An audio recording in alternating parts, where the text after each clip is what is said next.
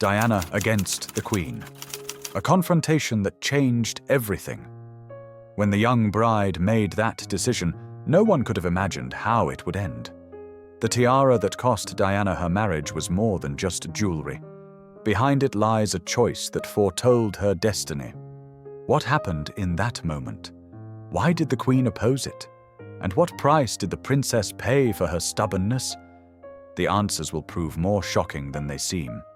Because the story of this confrontation is just the tip of the iceberg.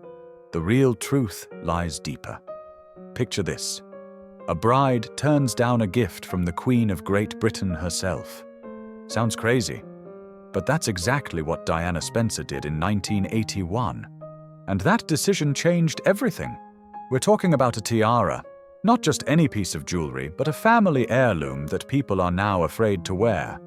Yes, you heard that right, afraid. Because there's a story attached to it that sends chills down your spine. But let's figure out what this piece of jewelry was that made the future princess reject a royal gift, and why, decades later, does it still spark debate and superstition. This isn't some ordinary crown from a museum collection. This is living history, soaked in drama, love, pain, and hope. A history that began long before the world knew Princess Diana's name. A history that continues today, stirring heated debates in royal circles. The story began long before Diana was born. The tiara appeared in the 18th century, when Europe was experiencing a golden age of jewelry making. Precious stones back then weren't just decorations. They served as symbols of power, wealth, and social standing. Its journey with the Spencer family began in 1875. That's when Viscountess Montague first passed this treasure to Lady Sarah Spencer. This wasn't just a gift. It was recognition of status, inclusion into an elite circle trusted to guard such heirlooms. Since then, the piece has constantly changed shape. Each generation added something of their own, transforming the design, introducing new elements. The tiara, like a living being, evolved alongside the family, absorbing the history of each era. The Victorian age left its mark, the Edwardian period brought new motifs, the 20th century added modern grace. Documents from that time show how carefully they treated this heirloom. They didn't just store it in safes, they cherished it, passing it from hand to hand with special reverence. Each transfer came with ceremonies, each public appearance became an event. The Spencer family always enjoyed close ties to the royal court. They were advisors to monarchs, military commanders, diplomats. Their wealth was measured not only in money, but in connections, influence, and history. And the tiara became the physical embodiment of this legacy. Then something interesting happened. In 1919, Diana's grandmother, Lady Cynthia Hamilton, married Viscount Althorp. This was a wedding that all of aristocratic Britain talked about.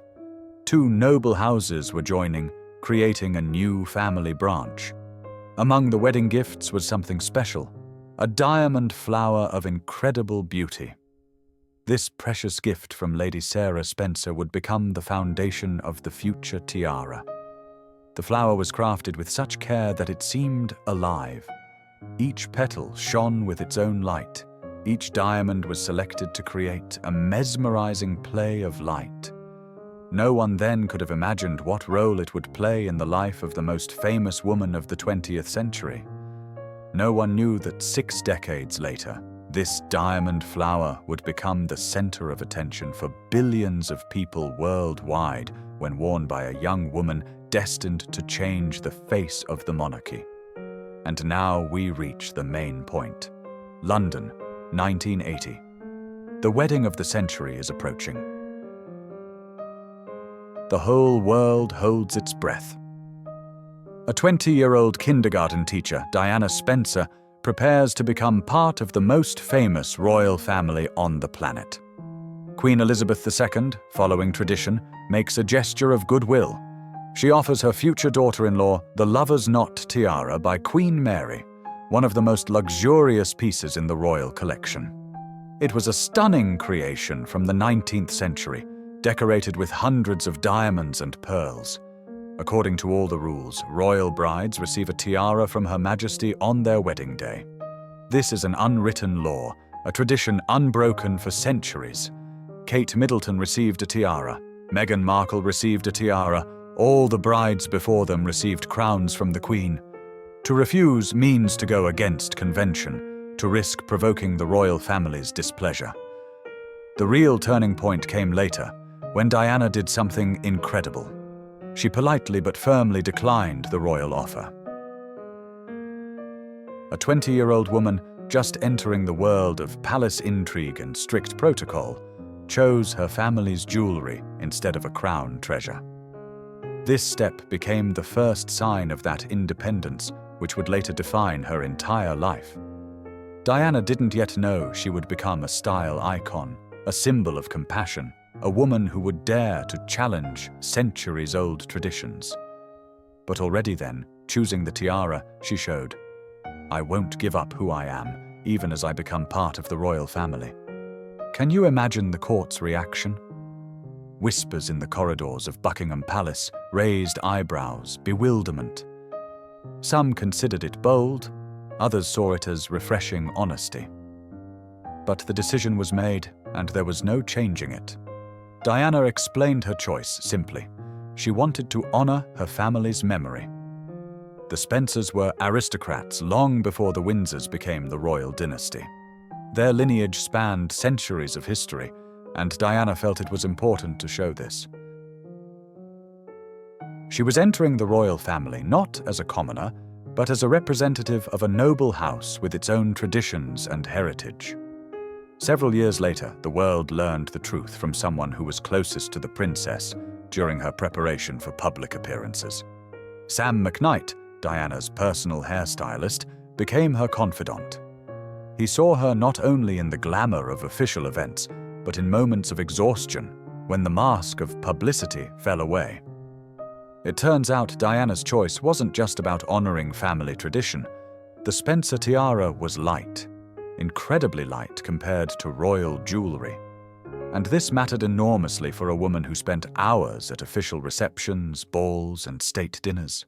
Now here's the truth about royal tiaras. They're magnificent. They symbolize power and luxury, but they're also heavy as weights. Some weigh more than 2 pounds of pure gold and precious stones. Wearing them for hours at official events is a real ordeal. Imagine you're standing, smiling, talking with diplomats and aristocrats, and on your head presses a 2-pound crown. Your neck muscles tense up. A headache begins that gets stronger with each passing minute. By the end of the evening, you can barely stand, but you must maintain perfect posture and a regal smile. Headaches became constant companions for those who wore these treasures. This was the price for luxury, for symbolism, for tradition. Many royals silently endured this suffering, considering it an unavoidable part of their position. The next owner changed the jewelry's fate. Diana loved the Spencer tiara precisely for its comfort. She could spend an entire evening at a reception, dancing, chatting, smiling, without suffering from excruciating pain. This gave her the freedom to be natural, genuine, that very Diana whom millions came to love. Even that same lover's knot tiara, which she sometimes still wore after the wedding at particularly important events, caused the princess terrible headaches. McKnight recalled how she would return after long evenings, immediately remove the tiara and massage her temples, trying to ease the throbbing pain. The hairstylist shared that Diana called royal tiaras instruments of torture. It was a joke, but it held truth.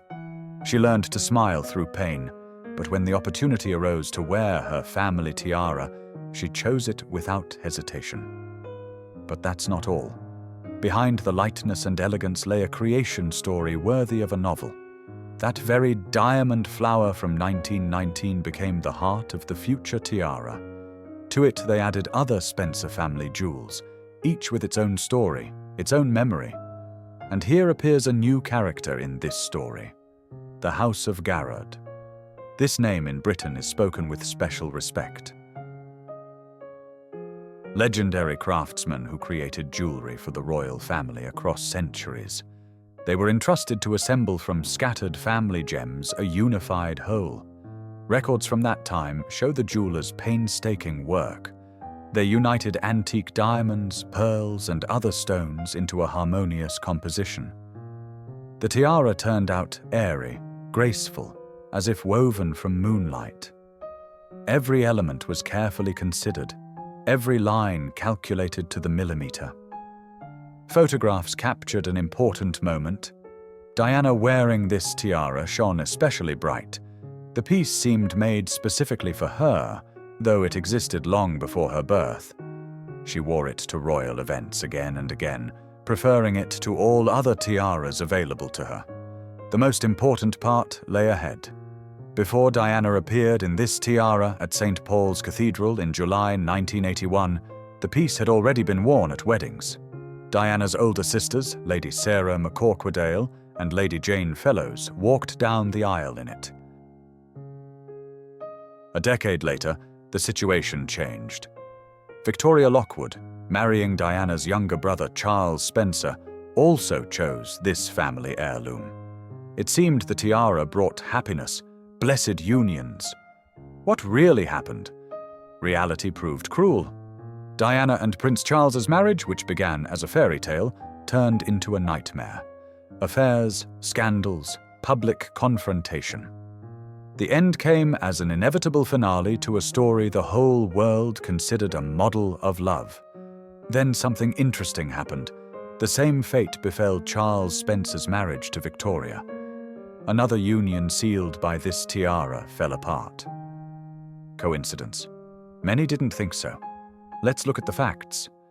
2 high-profile splits in one family, 2 brides in one tiara. Rumors spread like wildfire. The piece, which for centuries symbolized love and devotion, suddenly gained a dark reputation. People began calling it cursed. After these events, attitudes toward the tiara changed forever. They began handling it carefully, like fragile glass that might shatter from a clumsy movement. But they weren't afraid of physical fragility. They feared repeating the sad story. Still, life went on. Diana's niece, Celia McCorquodale, decided to wear the legendary tiara at her own wedding.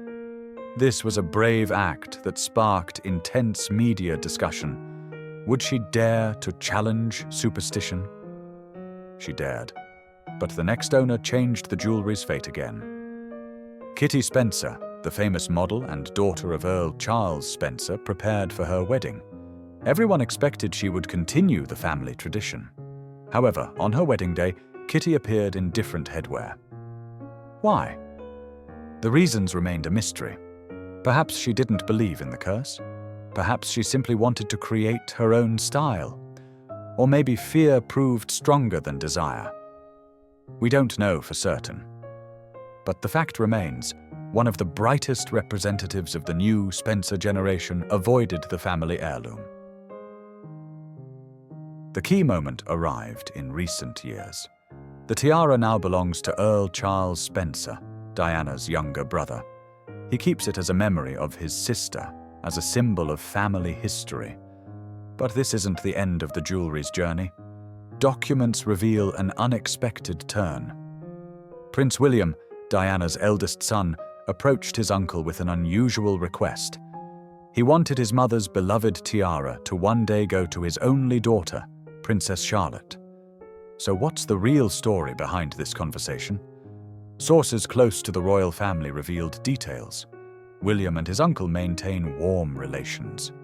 Between them exists mutual understanding and shared memory of Diana.